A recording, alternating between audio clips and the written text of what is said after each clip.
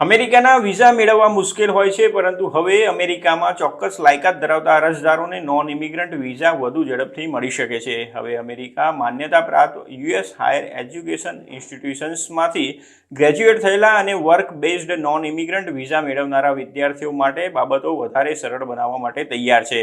15 જુલાઈના રોજ US department of state consular અધિકારીઓએ ચોક્કસ અરજદારો માટે માફીની ભલામણ ક્યારે કરવી તે અંગે નવું માર્ગદર્શન જાહેર કર્યું છે.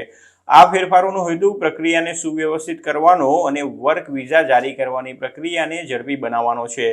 આ નવી યોજના હેઠળ લાયકાત ધરાવતા અરજદારોને નોન ઇમિગ્રન્ટ વિઝા વધુ ઝડપથી પ્રાપ્ત થશે.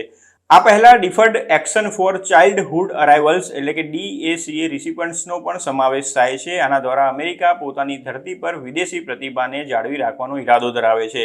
વ્હાઇટ હાઉસના જણાવ્યા મુજબ યુએસ એડમિનિસ્ટ્રેશન રાષ્ટ્રીય હિતને માન્યતા આપે છે અને તેના કારણે યુએસમાં શિક્ષિત વ્યક્તિઓ તેમની સ્કિલ્સનો ઉપયોગ દેશના લાભ માટે કરી શકે છે. DACA રિસિપન્ટ્સ અને અન્ય ડ્રીમર્સ સહિત હાઈ સ્કિલ્ડ જોબ ઓફર ધરાવતા ગ્રેજ્યુએટ્સ માટે એમ્પ્લોયમેન્ટ વિઝા પ્રક્રિયાને સરળ બનાવીને સરકાર મૂલ્યવાન પ્રતિભા જાળવી રાખવાની આશા રાખે છે.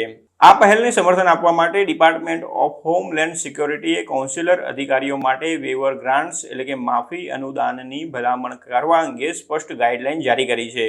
ડિપાર્ટમેન્ટ ઓફ સ્ટેટની ભલામણોને આધારે ડિપાર્ટમેન્ટ ઓફ હોમલેન્ડ સિક્યોરિટી અને યુએસ કસ્ટમ્સ એન્ડ બોર્ડર પ્રોટેક્શનના એડમિનિસિબિલિટી રિવ્યૂ ઓફિસર દ્વારા માફીની વિનંતીઓનો નિર્ણય કરવામાં આવશે.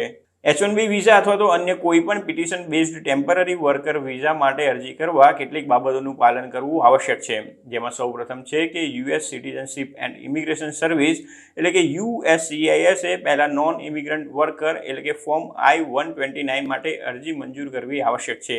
એક વખત આ અરજી મંજૂર થઈ ગયા બાદ એમ્પ્લોયરને USCIS તરફથી નોટિસ ઓફ એક્શન એટલે કે ફોર્મ I-797 મળશે. ત્યારબાદ સંભવિત કામદારો પછી નોન ઇમિગ્રન્ટ વિઝા માટે અરજી કરી શકે છે અને યુએસ એમ્બેસી અથવા કોન્સ્યુલેટમાં ઇન્ટરવ્યૂ શેડ્યુલ કરી શકે છે. IIEના CEO એલન ગુડમેને જણાવ્યું હતું કે અમેરિકાએ વધુ ઇન્ટરનેશનલ ગ્રેજ્યુએટ્સની ભરતી કરવાની જરૂર છે. અમારો સમાજ વૃદ્ધ થઈ રહ્યો છે, અમારો જન્મદર ઘટી રહ્યો છે અને અમારા પોતાના નાગરિકો સ્ટેમ, હેલ્થકેર અને સર્વિસ ફિલ્ડમાં ડિગ્રી લેવાનું પસંદ કરી રહ્યા નથી.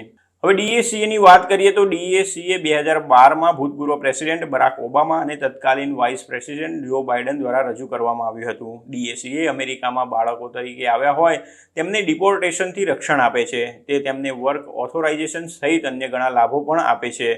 12 વર્ષ પછી ઘણા DACA રિસિપન્ટ્સ હવે સફળ પ્રોફેશનલ્સ છે અને પરિવારો પણ બનાવ્યા છે. જ્યારે H-1B વિઝા યુએસ એમ્પ્લોયરને ચોક્કસ સમયગાળા માટે સ્પેશિયલાઇઝ્ડ સ્કિલ ધરાવતા ફોરેન વર્કર્સને નોકરી પર રાખવાની મંજૂરી આપે છે. તેને સામાન્ય રીતે બેચલર ડિગ્રી અથવા તો તેની સમકક્ષ ડિગ્રી આવશ્યકતા હોય છે અને ટેકનોલોજી, ફાઇનાન્સ, એન્જિનિયરિંગ અને આર્કિટેક્ચર સહિત અન્ય વ્યવસાયોને આવરી લે છે. જ્યારે સ્ટેમ એજ્યુકેશન એ સૈદ્ધાંતિક અને વ્યવહારુ અભિગમ સાથે સાયન્સ, ટેકનોલોજી, એન્જિનિયરિંગ અને મેથ્સનો અભ્યાસ કરવાનો સંદર્ભ આપે છે. યુએસમાં સ્ટેમ ગ્રેજ્યુએટ્સની ખૂબ જ માંગ છે અને સંબંધિત ઇન્ડસ્ટ્રીમાં 75% નોકરીઓ માટે આવી લાયકાતની જરૂર હોય છે. જો નવી દરખાસ્ત અમલમાં આવે છે તો ઘણા ગ્રેજ્યુએટ્સને ફાયદો થઈ શકે છે. USCISના ડેટા પ્રમાણે 2023માં અમેરિકાને 7,49,461 સ્ટુડન્ટ વિઝા અરજીઓ મળી હતી, જેમાંથી 4,72,262ને જ મંજૂરી આપવામાં આવી હતી, જેમાં ભારતીય વિદ્યાર્થીઓએ સૌથી વધુ સંખ્યામાં વિઝા મેળવ્યા હતા. 1,34,888 ભારતીય વિદ્યાર્થીઓને મંજૂરીઓ મળી હતી. ત્યારબાદ ચીન, દક્ષિણ કોરિયા, વિયેતનામ અને બાંગ્લાદેશનો નંબર આવે છે.